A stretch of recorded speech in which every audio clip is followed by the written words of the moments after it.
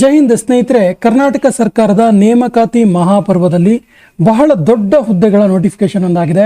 ಕರ್ನಾಟಕ ಸರ್ಕಾರ ನೇಮಕಾತಿ ಮಾಡಿಕೊಳ್ಳುವಂತಹ KAS ಅಧಿಕಾರಿಗಳ ಹುದ್ದೆ 319 ಹುದ್ದೆಗಳಿಗೆ ನೋಟಿಫಿಕೇಶನ್ ಆಗಿದೆ. ಸ್ನೇಹಿತರೆ, ಇವತ್ತಿನ ವಿಡಿಯೋದಲ್ಲಿ ಈ 319 ಹುದ್ದೆಗಳಿಗೆ ಸಂಬಂಧಪಟ್ಟಂತಹ ಅರ್ಜಿ ಸಲ್ಲಿಕೆಯ ಶುಲ್ಕ, ವಯೋಮಿತಿ, ಪ್ರಿಲಿಮ್ಸ್ ಯಾವ ರೀತಿ ಇರುತ್ತೆ, ಮೇನ್ಸ್ ಯಾವ ರೀತಿ ಇರುತ್ತೆ, ಪ್ರಿಲಿಮ್ಸ್ ಸಿಲೆಬಸ್ ಮತ್ತು ಮೇನ್ಸ್ನ ಸಿಲೆಬಸ್, ವಿದ್ಯಾರ್ಹತೆ, ಈ ಎಲ್ಲ ಸಂಪೂರ್ಣ ವಿಷಯಗಳನ್ನು ಕೂಡ ಡಿಸ್ಕಸ್ ಮಾಡ್ತಾ ಹೋಗೋಣ. ಹಾಗಾದರೆ ಯಾವ ಡಿಪಾರ್ಟ್ಮೆಂಟಲ್ಲಿ ಯಾವ ಹುದ್ದೆಗಳು ಇದೆ ಅಂತ ನೋಡ್ತಾ ಹೋದರೆ, ಗ್ರೂಪ್ ಎಗೆ ಸಂಬಂಧಪಟ್ಟಂತೆ ಸಹಾಯಕ ಆಯುಕ್ತರು ಎ ಸಿ ಪೋಸ್ಟ್ ಎಷ್ಟಿದೆ ಕೇಳಿದ್ರೆ 39 ಇದೆ. ಹೈದರಾಬಾದ್ ಕರ್ನಾಟಕ ವೃಂದ 3 ಮತ್ತು ಉಳಿಕೆ ಮೂಲ ವೃಂದ 36, ಒಟ್ಟು 39. ACCT assistant commissioner for commercial taxes ಇದೆಷ್ಟಿದೆ ಕೇಳಿದ್ರೆ ವಾಣಿಜ್ಯ ತೆರಿಗೆಗಳ ಸಹಾಯಕ ಆಯುಕ್ತರು ಒಟ್ಟು 50 ಇದೆ. ಸಹಾಯಕ ನಿರ್ದೇಶಕರು ಟ್ರೆಜರಿಯ ಡೈರೆಕ್ಟರ್, ಅಸಿಸ್ಟೆಂಟ್ ಡೈರೆಕ್ಟರ್ 2 ಹುದ್ದೆಗಳು. ಕಾರ್ಯನಿರ್ವಾಹಕ ಅಧಿಕಾರಿ, ಕಾರ್ಯದರ್ಶಿ, ಪಂಚಾಯತ್ ಅಭಿವೃದ್ಧಿ ಇಲ್ಲ ತಾಲೂಕ್ ಪಂಚಾಯತ್ ಇಒಗಳು ಇರ್ತಾರಲ್ಲ, ಎಕ್ಸಿಕ್ಯೂಟಿವ್ ಆಫೀಸರ್, ಅದು ಒಟ್ಟು 15 ಹುದ್ದೆಗಳಿದೆ. ಸಮಾಜ ಕಲ್ಯಾಣ ಇಲಾಖೆ ಸಹಾಯಕ ನಿರ್ದೇಶಕರು ಒಟ್ಟು 11 ಹುದ್ದೆಗಳಿದೆ. ಕ್ಲಾಸ್ 1 ಒಟ್ಟು 117 ಹುದ್ದೆಗಳು, ಎ ಶ್ರೇಣಿಯ ಹುದ್ದೆಗಳು. ಗ್ರೂಪ್ ಬಿಗೆ ಬಂದರೆ, ಗ್ರೂಪ್ ಬಿಯಲ್ಲಿ ಟಾಪ್ 1ನಲ್ಲಿ ಬರುವಂಥ ತಹಶೀಲ್ದಾರ್ 18+7 25 ಹುದ್ದೆಗಳು. ವಾಣಿಜ್ಯ ತೆರಿಗೆ ಅಧಿಕಾರಿ CTO, ಕಮರ್ಷಿಯಲ್ ಟ್ಯಾಕ್ಸ್ ಆಫೀಸರ್ 74 ಹುದ್ದೆಗಳು. ಕಾರಾಗೃಹದ ಸಹಾಯಕ ಅಧೀಕ್ಷಕರು 6 ಹುದ್ದೆಗಳು. ಸಹಕಾರ ಸಂಘಗಳ ಸಹಾಯಕ ನಿಬಂಧಕರು ಸಹಕಾರ ಇಲಾಖೆಯಲ್ಲಿ ಒಟ್ಟು 19+2 21 ಹುದ್ದೆಗಳು. ಸಹಾಯಕ ನಿರ್ದೇಶಕರು ಕೃಷಿ ಮಾರಾಟ ಇಲಾಖೆ ಸಹಕಾರ ಇಲಾಖೆಯಲ್ಲಿ 12 ಹುದ್ದೆಗಳು. ಅಬಕಾರಿ ಅಧೀಕ್ಷಕರು DYSP ಎಕ್ಸೈಸ್ 5 ಹುದ್ದೆಗಳು. ಉದ್ಯೋಗಾಧಿಕಾರಿಗಳು ಡಿಸ್ಟ್ರಿಕ್ಟ್ ಎಂಪ್ಲಾಯ್ಮೆಂಟ್ ಆಫೀಸರ್ ಅಂತಿರುತ್ತೆ 3 ಹುದ್ದೆಗಳು. ಮುಖ್ಯಾಧಿಕಾರಿ ನಗರಾಭಿವೃದ್ಧಿಯ ಮುಖ್ಯಾಧಿಕಾರಿ ಗ್ರೇಡ್ 1 20 ಹುದ್ದೆಗಳು. ಈ ನಡುವೆ ಬರುವಂಥದ್ದು ಹೈದರಾಬಾದ್ ಕರ್ನಾಟಕಕ್ಕೆ ಸಂಬಂಧಪಟ್ಟಿದ್ದು. ಸಹಾಯಕ ಖಜಾನಾಧಿಕಾರಿ ಅಸಿಸ್ಟೆಂಟ್ ಟ್ರೆಜರಿ ಆಫೀಸರ್ 12 ಹುದ್ದೆಗಳು. ಸಹಾಯಕ ನಿರ್ದೇಶಕರು ಆಹಾರ, ನಾಗರಿಕರ ಸರಬರಾಜು ಮತ್ತು ಗ್ರಾಹಕರ ವ್ಯವಹಾರಗಳ ಇಲಾಖೆಯಲ್ಲಿ 4 ಹುದ್ದೆಗಳು. ಶಾಖಾಧಿಕಾರಿ ಕರ್ನಾಟಕ ಸೆಕ್ರೆಟರಿಯೇಟಲ್ಲಿ 5 ಹುದ್ದೆಗಳು. ಶಾಖಾಧಿಕಾರಿ KPS ಅಲ್ಲಿ 4 ಹುದ್ದೆಗಳು. ಸಹಾಯಕ ನಿರ್ದೇಶಕರು ಸಮಾಜ ಕಲ್ಯಾಣ ಇಲಾಖೆ 11 ಹುದ್ದೆಗಳು, ಒಟ್ಟು 202. ಸೊ ಒಟ್ಟಾರೆ ಹುದ್ದೆಗಳು ಗ್ರೂಪ್ ಎ, ಗ್ರೂಪ್ ಬಿ ಅನ್ನು ನೋಡ್ತಾ ಹೋದರೆ ಒಟ್ಟು 319 ಹುದ್ದೆಗಳಿಗೆ ಅಧಿಸೂಚನೆಯನ್ನು ಹೊರಡಿಸಲಾಗಿದೆ. ಬಹಳ ದಿನಗಳಿಂದ KSಗೆ ತುಂಬ ದೊಡ್ಡ ಒಂದು ಎಕ್ಸ್ಪೆಕ್ಟೇಷನ್ ಇತ್ತು, ಕಾಲ್ಫರ್ ಆಗುತ್ತೆ ಅಂತೇಳಿ. ಅಂತೂ ಕಾಲ್ಫರ್ ಆಗಿದೆ, 319 ಹುದ್ದೆಗಳಿಗೆ ಆಗಿದೆ. ಹಾಗಾದರೆ ಅರ್ಜಿ ಸಲ್ಲಿಕೆಗೆ ನಿಗದಿಪಡಿಸಿರುವ ಕಾಲಮಿತಿ ನೋಡ್ತಾ ಹೋದರೆ, ನಾಳೆಯಿಂದ 1ನೇ ತಾರೀಕಿಂದ ಆಗಸ್ಟ್ 1ರಿಂದ ಅರ್ಜಿಯನ್ನು ಸಲ್ಲಿಸಬಹುದು. ಅರ್ಜಿ ಸಲ್ಲಿಸೋದಕ್ಕೆ ಕೊನೆಯ ದಿನಾಂಕ ಆಗಸ್ಟ್ 31. ಪೂರ್ವಭಾವಿ ಪರೀಕ್ಷೆ ದಿನಾಂಕ ಅಂದರೆ ಒಂದು ಊಹೆ, ಈ ದಿನ ನಡಿಬೋದು ಅಂತೇಳಿ ನವೆಂಬರ್ 15 ಅಂತೇಳಿ ಕೊಟ್ಟಿದ್ದಾರೆ. ಮೇ ಬಿ ಈ ದಿನ ನಡೆಯುತ್ತೆ. ಏನಾದರೂ ಟೆಕ್ನಿಕಲ್ ಎರರ್ಸ್ ಪ್ರಾಬ್ಲಮ್ಸ್ಗಳಿದ್ರೆ ಚೇಂಜಸ್ ಆಗ್ಬೋದು. ಇನ್ನು ವಿಶೇಷವಾಗಿ ಈ ಒಂದು KPSC ನಡೆಸುವಂಥ ಎಕ್ಸಾಮ್ ಆಗಿರುತ್ತಿದ್ದು.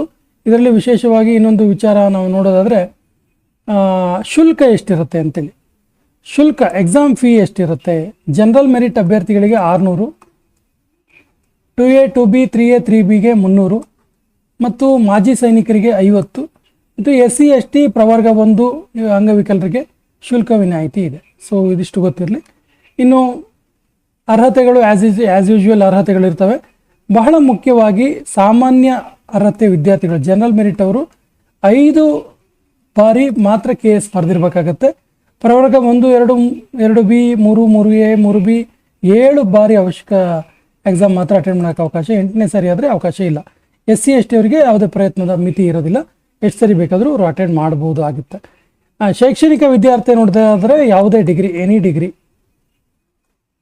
ಮಾನ್ಯತೆ ಹೊಂದಿರುವಂಥ ಯೂನಿವರ್ಸಿಟಿಯಿಂದ ಡಿಗ್ರಿಯನ್ನು ಪಡೆದಿರಬೇಕಾಗುತ್ತೆ. ಇಷ್ಟು ಗೊತ್ತಿದ್ರೆ ಸಾಕು.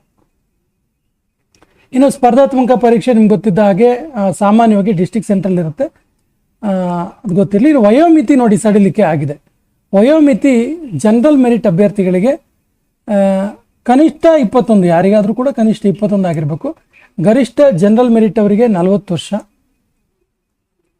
ಪ್ರವರ್ಗ 2A 2B 3A 3B ಅವರಿಗೆ 43 ವರ್ಷ.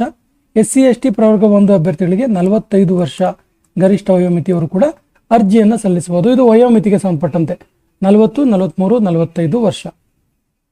ಇನ್ನು ದೈಹಿಕ ದಾಢ್ರತೆ ಈ ಪೊಲೀಸ್ ಡಿಪಾರ್ಟ್ಮೆಂಟಿಗೆ ರಿಲೇಟೆಡ್ ಆಗಿ ಡಿವೈಎಸ್ಪಿ ಇರ್ಬೋದು, ಕಾರಾಗೃಹ ಸೇವೆ ಇರ್ಬೋದು, ಅಬಕಾರಿ ಅಧೀಕ್ಷಕರು, ಡಿವೈಎಸ್ಪಿ ಎಕ್ಸೈಸ್, ಇವರಿಗೆ ಈ ಒಂದು ದೈಹಿಕ ದಾಢ್ಯತೆ ಕೂಡ ಇರಬೇಕಾಗತ್ತೆ.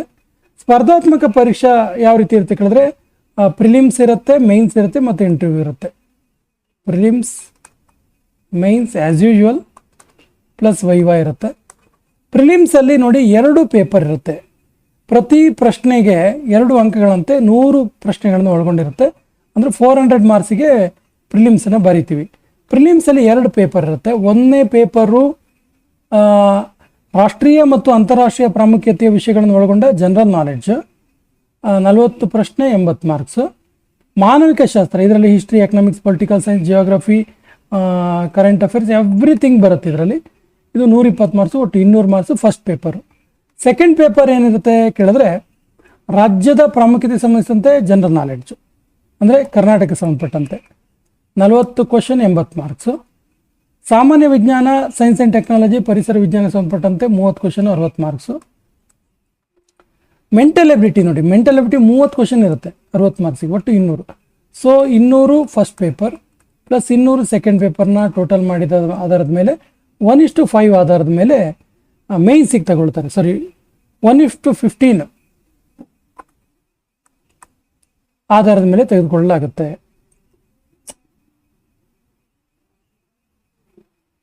ಪರೀಕ್ಷೆಯ ಪಠ್ಯಕ್ರಮ ನೋಡ್ತಾ ಹೋದರೆ ಪ್ರಿಲಿಮಿನರಿ ಎಕ್ಸಾಮಿಂದು ರಾಷ್ಟ್ರೀಯ ಮತ್ತು ಅಂತಾರಾಷ್ಟ್ರೀಯ ಮಹತ್ವದ ಪ್ರಚಲಿತ ವಿದ್ಯಮಾನಗಳಿರುತ್ತೆ. ಮಾನವಿಕ ಶಾಸ್ತ್ರದಲ್ಲಿ ನಾನು ಆಗಲೇ ಹೇಳಿದಾಗೆ ಇತಿಹಾಸ, ಅದರಲ್ಲಿ ಕರ್ನಾಟಕವನ್ನು ಮುಖ್ಯವಾಗಿರಿಸಿಕೊಂಡು ರಾಷ್ಟ್ರೀಯ ಚಳುವಳಿಗಳು, ಸಾಮಾಜಿಕ, ಆರ್ಥಿಕ, ಸಾಂಸ್ಕೃತಿಕ, ರಾಜಕೀಯ, ಇತಿಹಾಸದ ವಿಷಯದ ಬಗ್ಗೆ ವಿಸ್ತಾರವಾದ ನಾಲೆಡ್ಜನ್ನು ಟೆಸ್ಟ್ ಮಾಡ್ತಾರೆ. ಇನ್ನು ಕರ್ನಾಟಕದ ಬಗ್ಗೆ ಹೆಚ್ಚಿನ ಗಮನ ಇಡೋದ್ರೊಂದಿಗೆ ಜಾಗತಿಕ ಭೂಗೋಳಶಾಸ್ತ್ರ, ಭಾರತದ ಭೂಗೋಳಶಾಸ್ತ್ರ, ದೇಶದ ರಾಜಕೀಯ ವ್ಯವಸ್ಥೆ, ಗ್ರಾಮೀಣಾಭಿವೃದ್ಧಿ, ಇವೆಲ್ಲವೂ ಕೂಡ ಅಂಶಗಳು ಇರ್ತವೆ.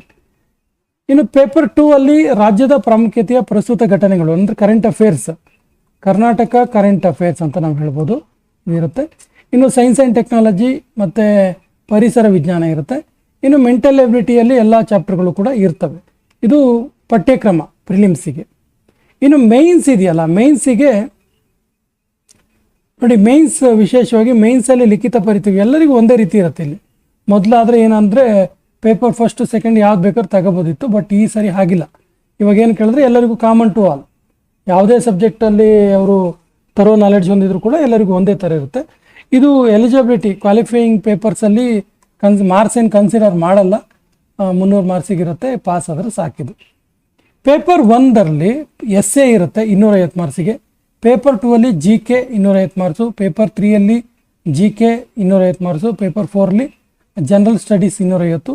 ಪೇಪರ್ 5ಅಲ್ಲಿ ಜನರಲ್ ಸ್ಟಡೀಸ್ 250. ಒಟ್ಟು 1250 ಮಾರ್ಕ್ಸಿಗೆ ಮೇನ್ಸ್ ಎಕ್ಸಾಮು ಮತ್ತು ಕೇವಲ 25 ಮಾರ್ಕ್ಸ್ ವೈವಾ ಇರುತ್ತೆ ನೋಡಿ. ಹಾಗಾಗಿ ತುಂಬ ಟ್ರಾನ್ಸ್ಪರೆಂಟಾಗಿ ಒಂದು ನೇಮಕಾತಿ ಆಗುತ್ತೆ ಅಂತಲೇ ಹೇಳ್ಬೋದು.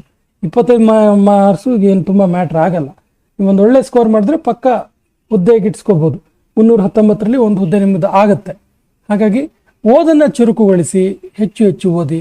ವ್ಯಕ್ತಿತ್ವ ಪರೀಕ್ಷೆ ಇರುತ್ತೆ, ಆ್ಯಸ್ ಯೂಶುವಲ್ ಇಂಟರ್ವ್ಯೂ ಇರುತ್ತೆ. ಮೀಸಲಾತಿ ರೋಸ್ಟರ್ ಮೆಥಡನ್ನೆಲ್ಲ ಫಾಲೋ ಮಾಡ್ತಾರೆ. ಸ್ನೇಹಿತರೆ, ಈ 319 ಹುದ್ದೆಗಳಲ್ಲಿ ನೀವು ಕೂಡ ಒಂದು ಹುದ್ದೆಗೆ ಸೆಲೆಕ್ಟ್ ಆಗಿ ಅಂತ ಆಶಯವನ್ನು ವ್ಯಕ್ತಪಡಿಸ್ತಾ ಈ ಒಂದು ಡಿಟೈಲ್ಡ್ ವಿಡಿಯೋವನ್ನು ಇಲ್ಲಿ ಕಂಪ್ಲೀಟ್ ಮಾಡ್ತಾ ಇದ್ದೀವಿ. ಜೈ ಹಿಂದ್.